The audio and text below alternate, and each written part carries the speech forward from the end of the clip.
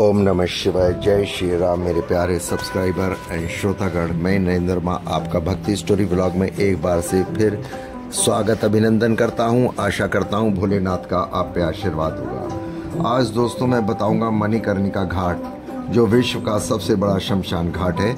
आइए इसका रहस्य कथा इतिहास बताते हैं, जो काशी वाराणसी में है। आपसे अनुरोध करूंगा हाथ जोड़ के प्यारे श्रोतागण सब्सक्राइबर्स, प्लीज ब्लॉग को अधिक से अधिक लाइक करें, सब्सक्राइब करें, शेयर करें, बेल आइकन को प्रेस करें। I will request to YouTube also please viral my video. Bharat देश में धार्मिक स्थलों में कुछ ऐसे भी स्थान मौजूद हैं जो रहस्यमयी, जिसका वर्णन कर पाना मुश्किल है।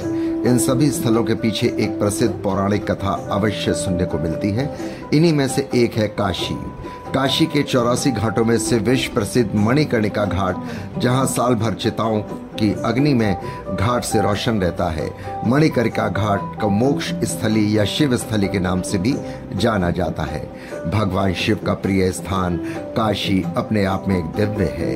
कहते हैं मणिकर्णिका घाट में यदि किसी मनुष्य की चिता जलाई जाती है तो उसे मोक्ष की प्राप्ति होती है।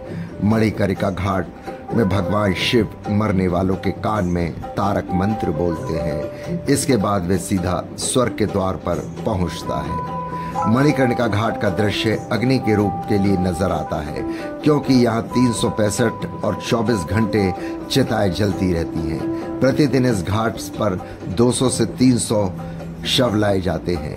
घाट के पास ही भगवान शिव और माता पार्वती का मंदिर है, जहाँ शव के साथ आने वाले लोग पहले भगवान शिव के दर्शन कर फिर अंतिम क्रिया के लिए शव को लेकर जाते हैं। कहते हैं कि इस घाट की अग्नि कभी शांत नहीं होती। सनातन धर्म में पवित्र स्थलों के पीछे एक पौराणिक कथा प्रसिद्ध है। तो चलिए जानते हैं मणिकर्णिका घाट की पौराणिक कथा। पहली कथा है, कथा के अनुसार यहाँ पर भगवान विष्णु ने हजारों वर्ष तक इसी घाट पर भगवान शिव की आराधना की थी। विष्णु जी ने शिव जी से वरदान की मांग की, सृष्टि के विनाश के समय में भी काशी को नष्ट न किया जाए। भगवान शिव और माता पार्वती विष्णु जी से प्रसन्न होकर तभी ये मान्यता वर देते हैं कि यहाँ मोक्ष की प्राप्ति होगी और सृष्टि के विनाश पे भी काशी कभी विनाश नहीं होगी। काशी अजर है, अमर है, यहाँ जिसकी मृत्यु होगी उसको मोक्ष की प्राप्ति होगी। दूसरी कथा कहते हैं, इस बात पर करें कि कथा भगवान विष्णु ने भगवान शिव पार्वती के लिए यहाँ स्नान कुंड का निर्माण भी किया था, जिसे मणिकर्णिका कुंड के नाम से जाना जाता है।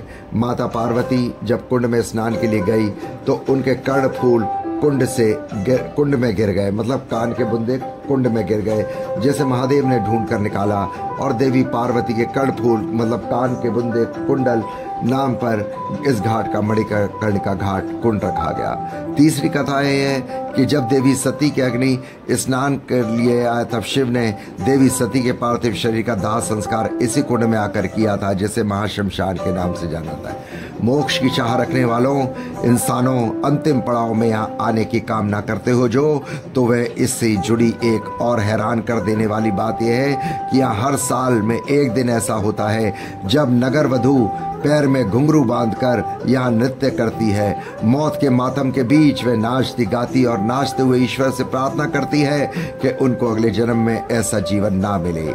मणिकर्णिका घाट पर शवों की मोक्ष की अंतिम क्रिया, श्राद्ध आदि भी यहाँ किया जाता है। तो ये जो कथा मैंने आपको बताई, ये है मणिकर्णिका घाट की। आपको कैसी लगी? नगर वधू का यदि आपको अर्थ नहीं पता है तो मेरे से कमेंट्स बॉक्स में आप लिखकर पूछ सकते हैं। आशा करता हूँ आपको व्लॉग पसंद आया होगा। प्लीज़ व्लॉग को अधिक से अधिक लाइक किया करें, सब्सक्राइब किया करें। सनातन धर्म की रक्षा के लिए ही कम से कम किया करें।